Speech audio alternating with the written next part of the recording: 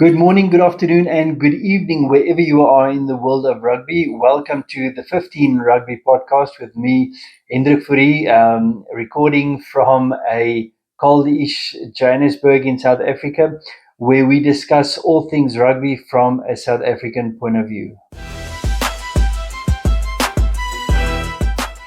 So first up, we've got the Junior Box World Cup coming up, and that's starting this coming weekend, the 27th of June, and we are in Pool A along with Uruguay, Georgia, and Wales. So our first match will be against Uruguay this coming Saturday at 6:30, followed by our next round match or pool match against Georgia the following Thursday, also again at 6:30 in the evening. And then our last round match will be against Wales on Tuesday, the 7th of July.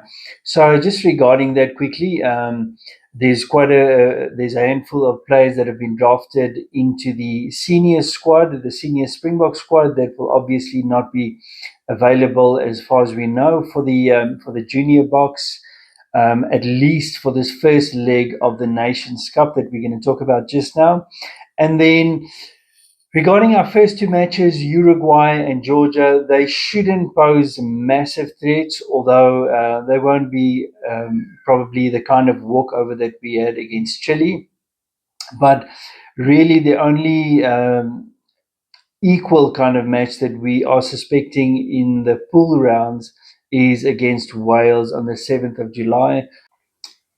Although I think that the Boks will probably be able to beat Wales as well. But I think and I hope that that will be a tougher match to prepare us for the quarterfinals, and if we go further, the semi-finals and the finals.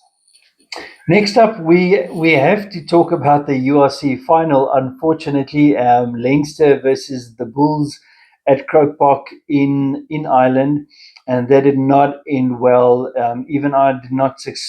I did suspect that Leinster would win the match. I didn't suspect that they would win it by that far, that much of a margin. 36-7, Leinster beat the Bulls. It was a complete and utter disappointment, I would say.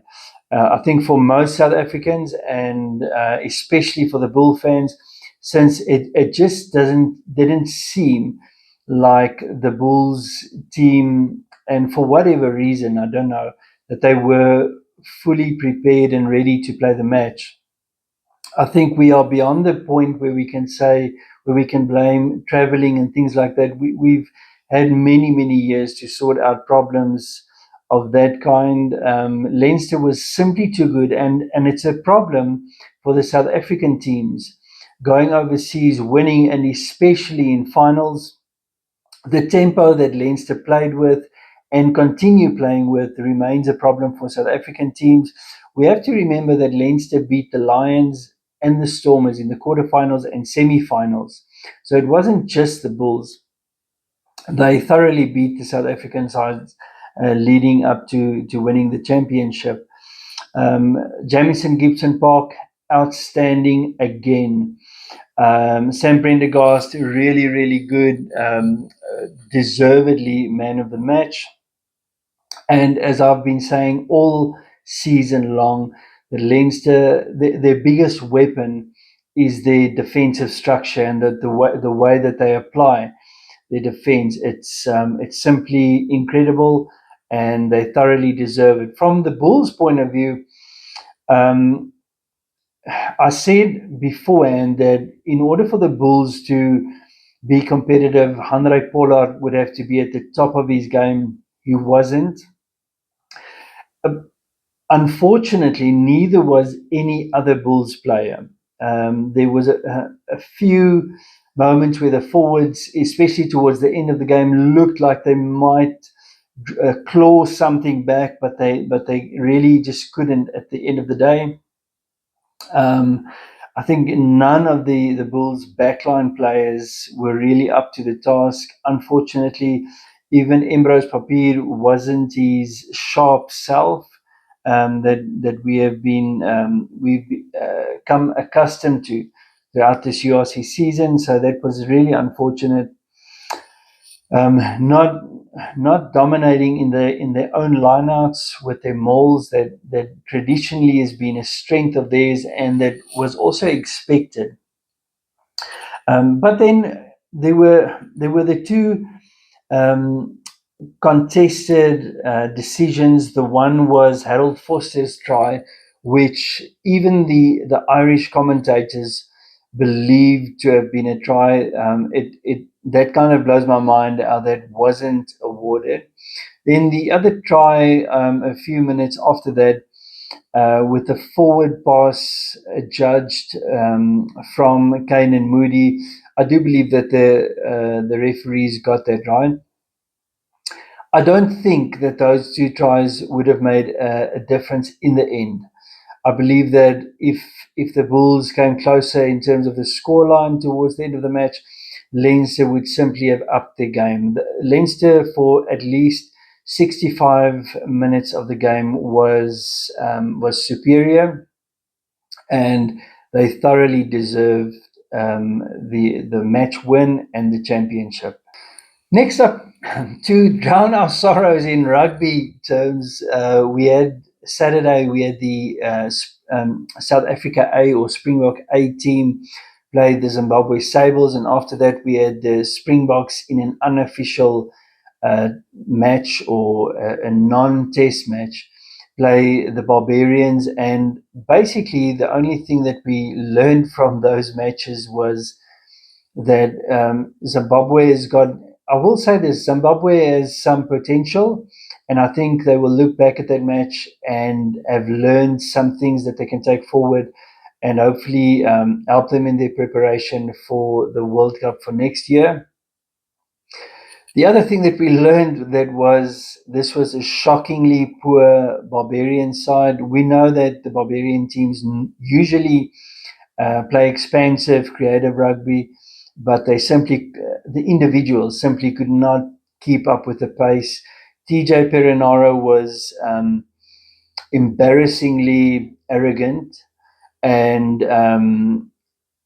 tried as much as he could with his personality to influence the match, but even that wasn't good enough in the end. And then we need to say that players like Riley Norton, Vusi Moyo played really good matches, albeit against a very poor Barbarian side. I think the experiment with Kewan Horn worked, so well done to Kewan Horn. I'm really glad that worked. He played a great attacking game. His tactical kicks were great. His decision making was really good. So I can really see Kewan Horn slotting into that role going forward. I certainly hope that he's going to get that opportunity at his home franchise at the Lions as well, because with Chris Smith moving on in years, we definitely need to be looking at somebody else in that position. I don't think from the match against the Barbarians we learned anything new. I'm glad that Carlos Sardi had a great match. All of the front rowers, actually everybody that came onto the field, played well. So it's kind of difficult to say whether somebody stood out in that match. Riley Norton at his 80, that's wonderful. However, it's playing the Barbarians is not the same as playing a prepared England side. It will be a totally different game. England also pride themselves on set pieces, and I know that it won't be the same kind of game, and I don't think even the Springbok team will look quite the same as this starting lineup. Maybe in the back. And then fourthly, we come to the chosen Springbok squad for the first leg of this so-called Nations Cup or Nations Championship.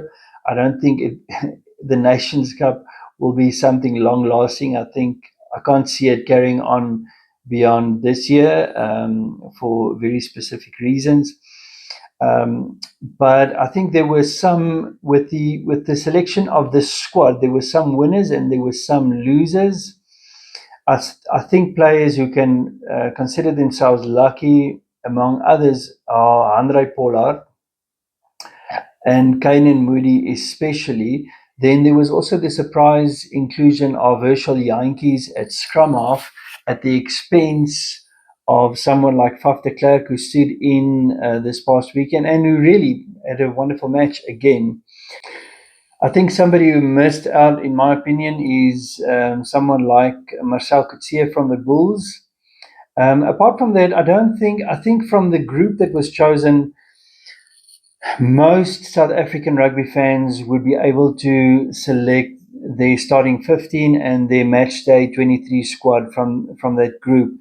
Obviously, next week, as the dust have settled, we'll have a look more at opinions, and I will give the team that I think should be selected, and then obviously we will wait for Rassi to make his selection. And I think with some of the new and younger players getting opportunity, it's going to be an interesting selection for England. And then straight after that, we've got Scotland and Wales, 3 weekends after one another, starting on Saturday the 4th of July. That will be 20 to 6 the evening. We're playing England.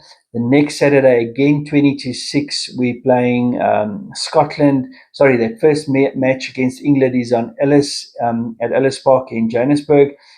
The next Saturday is against Scotland in Pretoria at Loftus Versfeld, and the Saturday after that, we're playing Wales in Durban at Kings Park. So much to look forward to.